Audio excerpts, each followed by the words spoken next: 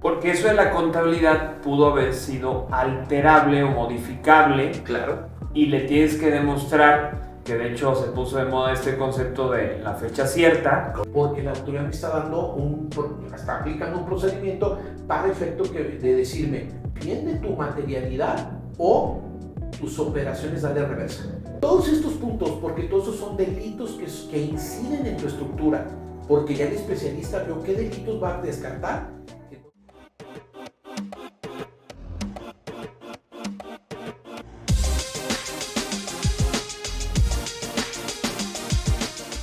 Hola, ¿qué tal? Bienvenidos a un capítulo más del podcast de We Accountants de la Revolución Contable. El día de hoy tenemos un invitado muy especial, mi amigo y abogado, Víctor Correa.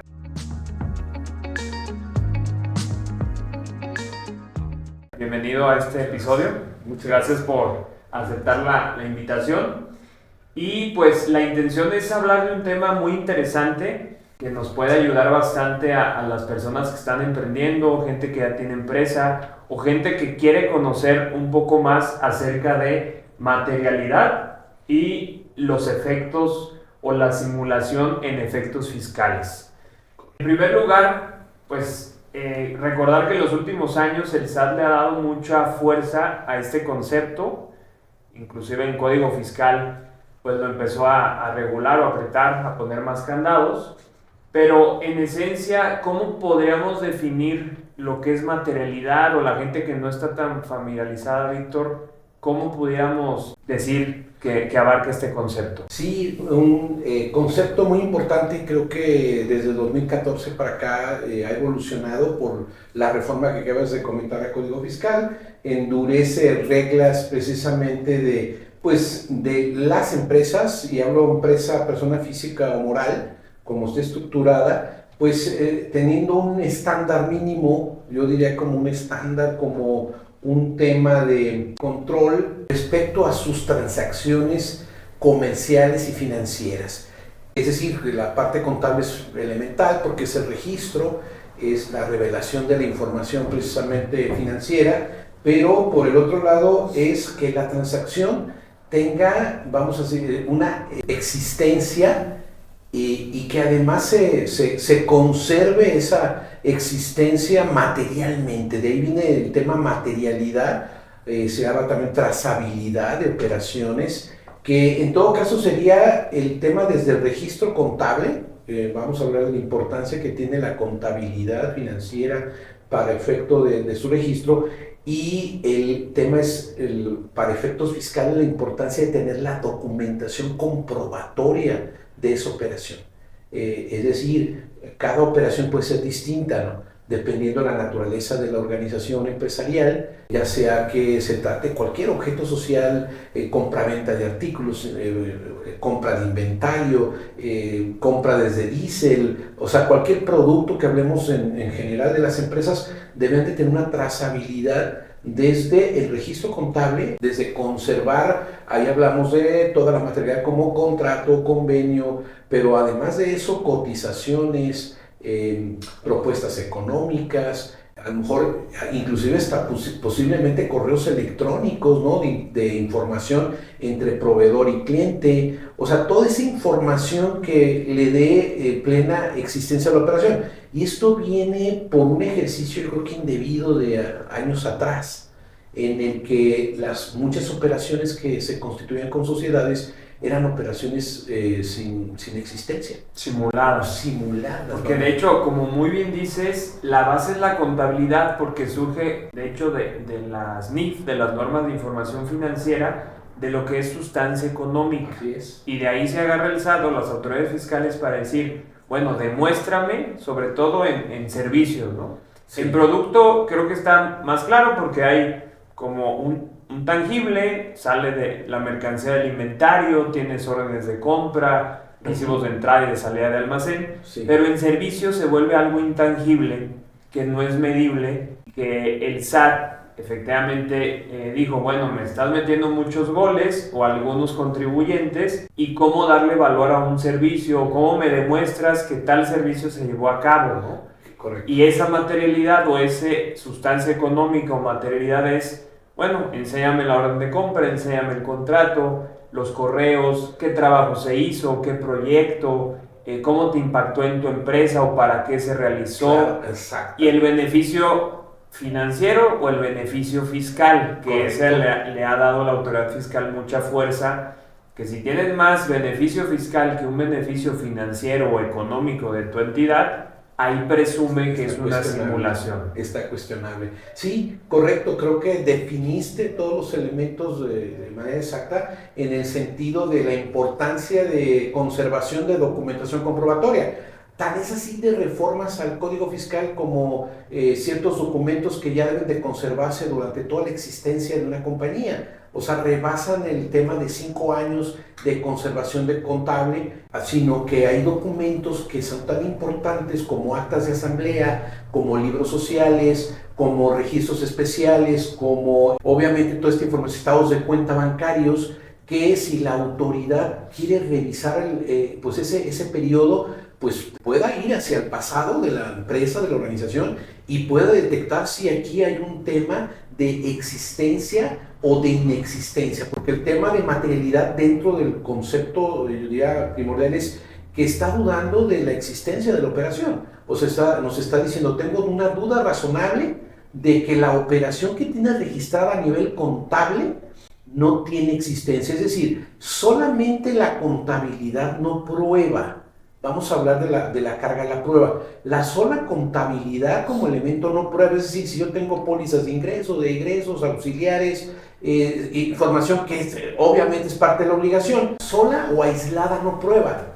Tendría que ser más, vamos a decir así, acompañada de la documentación comprobatoria, como el contrato, el registro, el acta de asamblea, los libros sociales que tengan un movimiento, pólizas de corredores públicos. Porque eso de la contabilidad pudo haber sido alterable o modificable. Claro. Y le tienes que demostrar, que de hecho se puso de moda este concepto de la fecha cierta. Correcto. Que un contrato se llevó a cabo en tal fecha efectivamente. Correcto. Y que en ese momento se hizo la factura y que en ese momento se prestó el servicio o se vendió el bien. Ajá. Y es por eso que están haciendo más o robusteciendo el tener toda esta, le diríamos, compliance, Ajá, tanto sí, legal, sí. fiscal, financiero, Así es. para demostrarle a cualquier autoridad o a cualquiera que necesites dar alguna prueba de que esa transacción existió. Correcto. Porque antes era, aquí está la factura y el pago. Exacto. Pero hoy en día no es suficiente. No es suficiente. El tema de la suficiencia de la carga, la prueba que ahora tiene el contribuyente, porque la autoridad tiene entonces aplica una figura, se llama presunción legal, tiene normas legales que le permiten presumir que la operación posiblemente sea inexistente y que tiene la duda razonable de que nada más con el registro contable pues es suficiente. Es decir, tendríamos que tener el registro, obviamente, pero alrededor de esto el comprobante fiscal, el acto jurídico, contrato, convenio, cotización, intercambio de información entre cliente y proveedor, fotografías de, oye, se llevó a cabo el servicio, sí, la venta del producto. Y todo esto en base también en características del proveedor, porque si el proveedor, por ejemplo, ¿de qué nos sirve tener toda la materialidad, Daniel? De alguna manera la empresa que es tu proveedor no tiene personal, no tiene activos, no tiene infraestructura declarada en el sistema de declaraciones y pagos que tiene el SAT.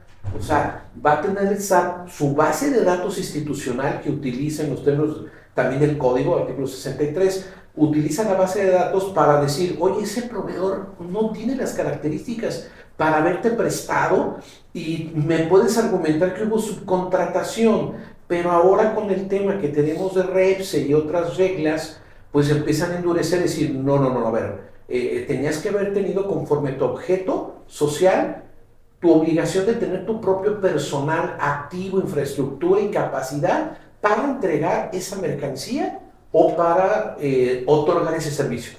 Si en tu nómina no tienes personal, tu proveedor no lo tiene, la materialidad que tenga yo como contribuyente, pues va a tener que ser equilibrada con la información del proveedor. No sé si me explico. Sí, claro. Tiene que haber un efecto patrimonial neto entre ambos, financiero. Víctor, muy interesante este tema que mencionaste de la materialidad o de darle sustancia a tu proveedor, que tengas la información suficiente de que tiene personal, de que tiene activo fijo, de que tiene toda la infraestructura para poder darte o proveerte el servicio o la venta del producto. Correcto. Porque esto nos lleva a que podamos estar en algún riesgo o en alguna contingencia de alguna normatividad. Llámese Ley Federal del Trabajo, con el IMSS, con el Infonavit. Respecto a eso, ¿qué nos puedas comentar? Sí, correcto. Tocas el tema, creo,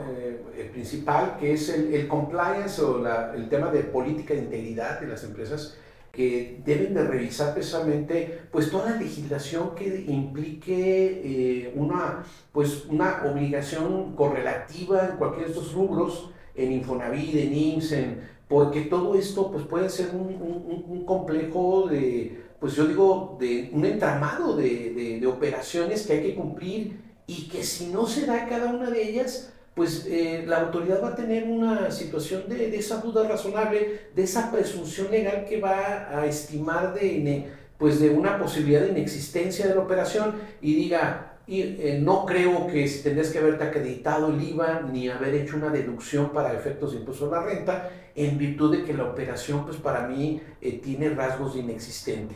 Obviamente toda la documentación comprobatoria debe de ser analizada a través desde el proveedor, desde el propio contribuyente, que hayan hecho precisamente este análisis completo de las operaciones, de que está, inclusive pedirle al proveedor pues cumplimiento de obligaciones, una opinión de cumplimiento positiva ante el SAT, ante el IMSS, etcétera, para efecto de que se pueda de poder tener operaciones con él. Y ahí nos lleva a otro tema: ¿hasta qué punto nosotros nos estamos haciendo fiscalizadores de los contribuyentes del SAT con quien tengamos operaciones comerciales? Porque entiendo, en constructoras, en ciertos rubros, ahí es muy estricto ese tipo de controles, y no entras si no hay un alta del IMSS. Correcto. No te pago si no hay opinión de cumplimiento del IMSS, no te pago si no opinión positiva del SAT, etcétera, etcétera. Pero hablando ya en empresas que sabemos que más del 90 y tantos % son pymes en Guadalajara, a nivel nacional, que probablemente no tengan una infraestructura o que no tengan un departamento de finanzas, un contralor, un consejero, ¿qué recomendarías como para sí cumplir y tener cierto riesgo medido? Decir, bueno, ciertos montos para arriba de compras, voy a pedir opinión de cumplimiento, Pero muchas de las veces sabemos que en la práctica o el proveedor no la quiere compartir, o dice que su contador o su abogado no les permite, que porque es información confidencial, y ahí caeríamos en otros temas. ¿Hasta qué punto y qué es lo que tendríamos que pedir como para no comprometer esa operación comercial, pero sí estar protegido internamente en la compañía? Correcto, importante. Pues en principio saben que el decir que la empresa que va a tener la operación aplica compliance, es decir, que tiene una política de integridad en cuanto a operaciones y transacciones, aunque sea una empresa pequeña, revisar la operación y decirle, es que es necesario por lo menos la opinión de cumplimiento, el análisis de ese proveedor a un nivel, pues, posiblemente yo entiendo de un director general, porque pues no va a tener la estructura que tiene una multinacional o que tiene un gran corporativo que puede sustentar, pues cuando hay muchísimas operaciones del día a día, para efecto de sí, por lo menos en el contrato, establecer la cláusula en donde dices, tenemos el compromiso de por lo menos tener cierta información base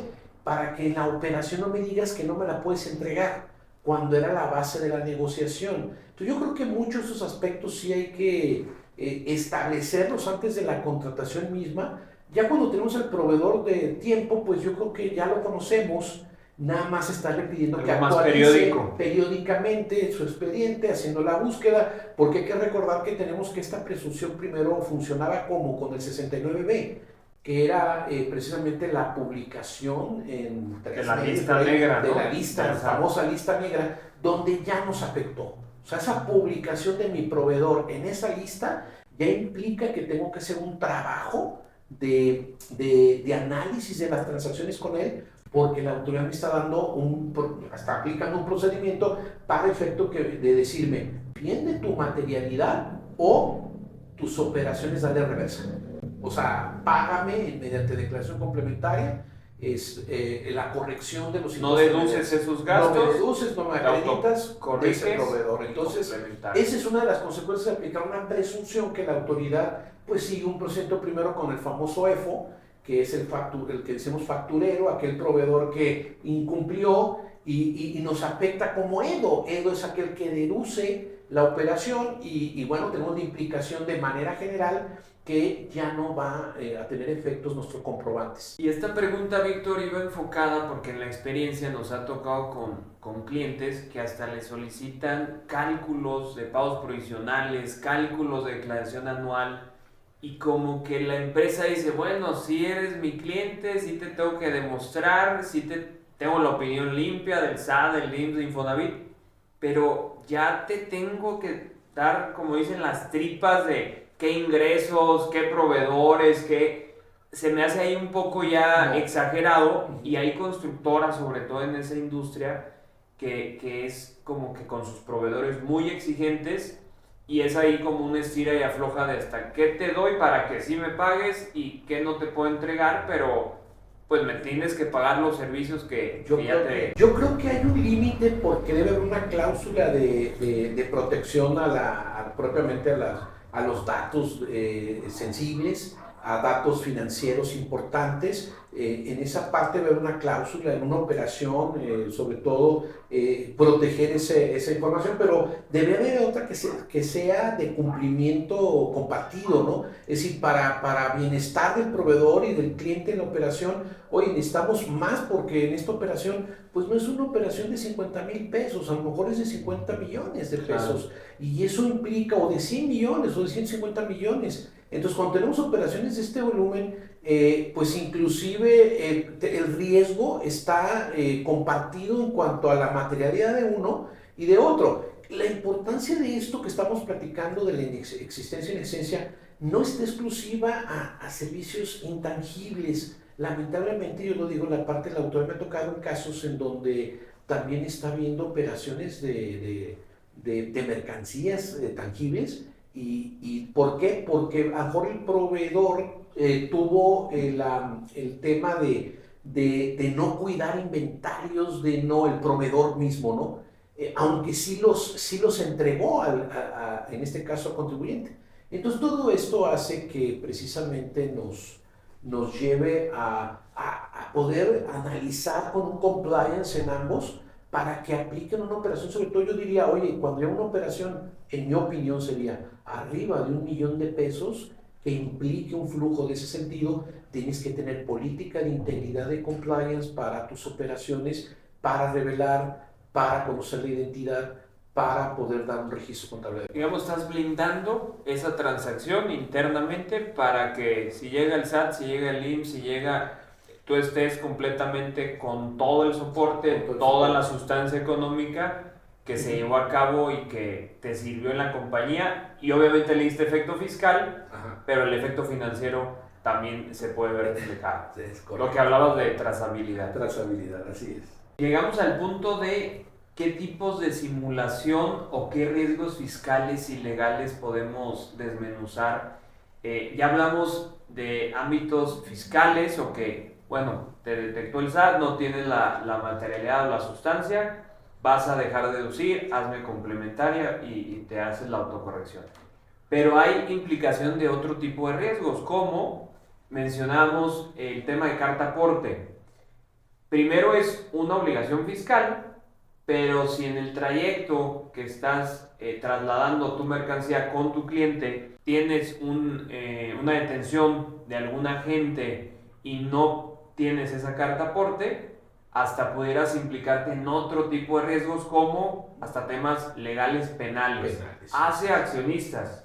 Correcto. Y que mencionábamos que probablemente pues ni los propios accionistas estén al tanto o no estén enterados, ¿Qué nos puedes platicar al respecto, Víctor? Sí, correcto, porque fíjate que tomas el tema de la carta aporte como una obligación de carácter fiscal en cuanto al control, pero que tiene su fundamento en la legislación mercantil, pero que además sus incumplimientos tienen pues implicaciones en todas las materias, aduanera, en la penal, ¿no? Cuando tenemos la configuración de algún delito de contrabando en relación a no tener una carta aporte debidamente emitida bajo un control del riesgo precisamente de este tipo de obligaciones. Y esto nos lleva precisamente a temas de delitos, ¿no? Y de sanciones. De hecho, esta es la función del compliance en los temas generales de conocer que puede haber una práctica que te puede implicar un riesgo legal inherente a la actividad que estás teniendo o residual. Y ambos tienen que estar debidamente establecidos en tu empresa de cuáles son los delitos y sanciones que pudieran caer con ciertas omisiones o acciones por parte de la propia empresa como organización. ¿Por qué? Porque ahí es donde hablábamos de la responsabilidad inclusive penal de personas morales. Ahora, de que si la organización en su totalidad tiene una implicación legal de tal situación, pues no nomás es la obligación de un chofer o del gerente de logística, no, además de la responsabilidad individual de personas físicas, toda la organización puede tener una responsabilidad penal integral, ¿no? Entonces, esa es la importancia en el tema de una obligación de carácter fiscal, tiene implicaciones en distintas áreas pues yo diría del derecho, ¿no? Como el derecho aduanero, el derecho, y no hemos tocado PLD, o sea, cuando hablamos de antilavado, temas que debes de tenerlos totalmente identificados. Y creo que hacen todo este aspecto que dices importante porque viene un tema, la simulación para efectos fiscales. La simulación es una figura de carácter civil, sin embargo, tiene una reforma reciente a la incorporación al artículo 42b en facultades de comprobación, la autoridad puede decretar que detectó operaciones simuladas. Es decir, aquí ya no hablamos de un tema, oye, en general, volteamos a ver si tu operación, trazabilidad, sustancia económica, etcétera, existe, sino que por otro lado se pusieron de acuerdo dos partes para engañar a terceros. O sea, hicimos una declaración simulada en un contrato cuando no era esa naturaleza de ese contrato. O sea, deliberada y de manera ventajosa. Una manifestación exterior de la voluntad de dos partes para decir, sí, vamos a hacer un contrato en lugar de una compra-venta ordinaria, pues vamos a hacer otro tipo de contrato que va a tener un efecto a lo mejor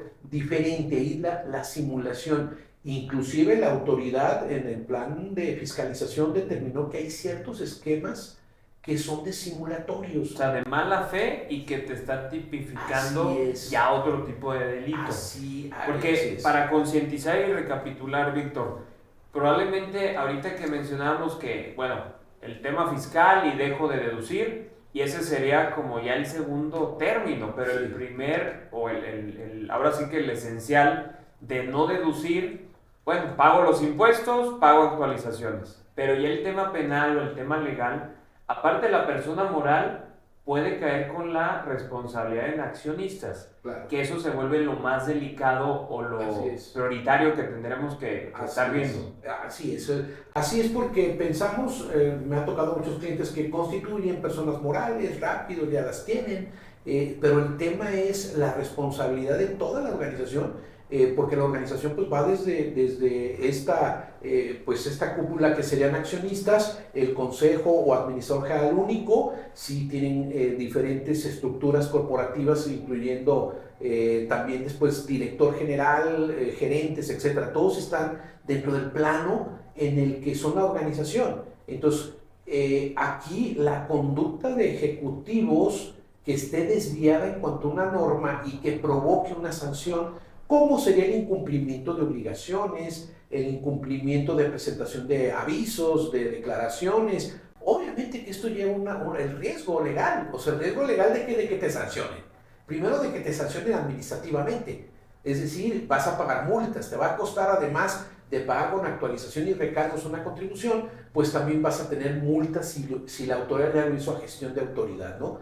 Entonces, si volteamos a ver toda esta parte, creo que el tema está detrás, el conocer precisamente todas las implicaciones legales, tocamos aquí aduaneras, Y a veces deliberadas, ¿no? Sí, Lo de ley antilavado, el uso del efectivo, ciertas actividades vulnerables y que probablemente se desconocen o no lo tienes tan en la mente y caes en ese tipo de delitos penales o legales y que son temas ya con la UIF, con la Unidad de Inteligencia Financiera, que ya estaremos hablando de algo sí, claro, mayor y muy delicado. más delicado en cuanto, sí, cuando ya hay flujos, intercambio en cuentas bancarias, todo implica más responsabilidad. Yo creo que es el momento precisamente de que la pequeña, mejor mediana empresa, micro, tenga la estructura precisamente de si no tiene la capacidad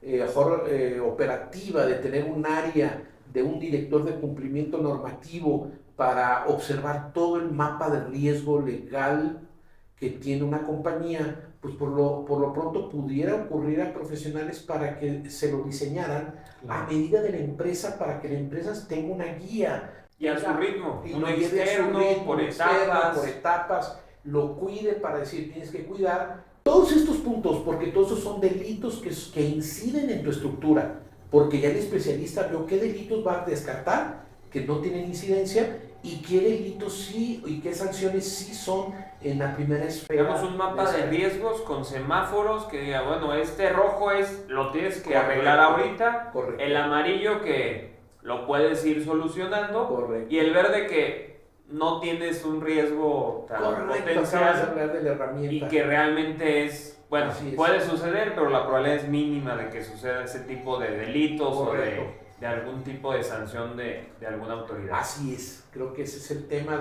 para dar una solución también a las empresas que están en ese sector, esos puestos. Perfecto.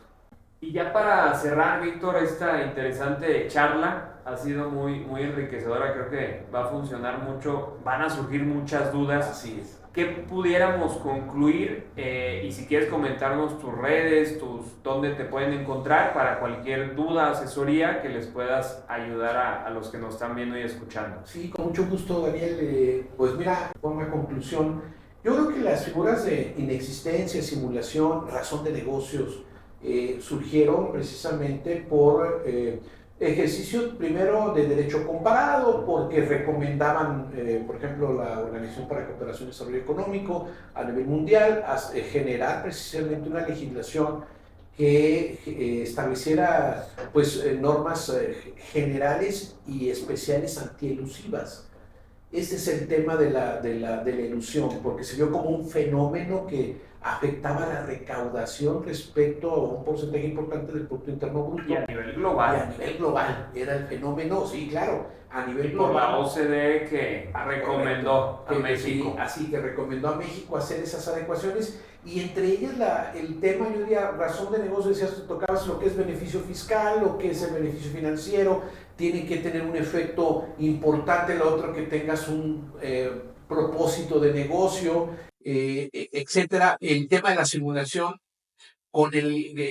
sobre todo, pues, con los contratos, con los esquemas, que es lo más, los esquemas simulatorios, es lo que ahorita es una de las implicaciones, porque se han detectado, pues, implicaciones con estos esquemas, pues, con cuentas por cobrar, por empresas que transmiten pérdidas fiscales, donde, pues, el cúmulo de operaciones entre empresas refleja muchas veces, hasta ausencia de flujo económico, y al final con una gran pérdida de la última empresa que tiene el resultado. Ahí entraba la trazabilidad y que ha puesto muchos candados porque se ha aprovechado de ese tipo de para dejar de pagar impuestos a la renta, IVA, etcétera. Entonces, en conclusión, diría yo que el tema de tratar el tema de compliance, de una contabilidad que cumpla la sustancia económica, que se aplique la norma de información. Porque hay ocasiones que por el día a día de la operación y querer vender y estar,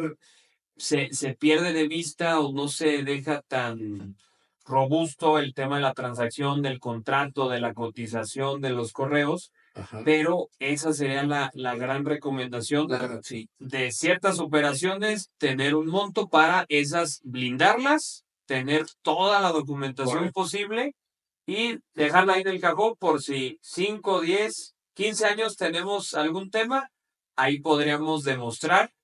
Como bien dijiste, con el tema fiscal nos quedamos en 5, a veces hasta 10, Ajá. pero siempre tener una documentación probatoria. Probatoria de las operaciones y también que consideren que en un momento dado también pudiera ser una revisión arbitraria y de que deben de llevar a cabo una defensa. Es decir, la primera línea de defensa, yo diría, para concluir, es toda la parte del control interno. La segunda línea de defensa de la empresa es el compliance y la tercera línea de defensa es la defensa fiscal.